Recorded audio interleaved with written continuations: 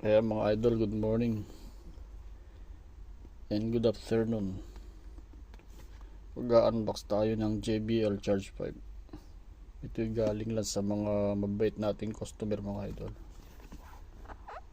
Ayan. Tingnan na natin kung ano yung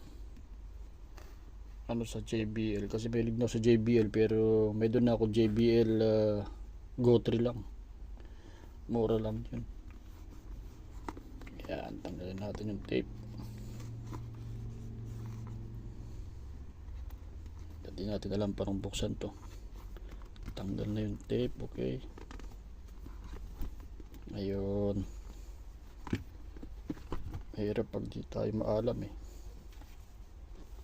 Ayan mga idol, play. Ito mga idol yata yung kanyang mga charger.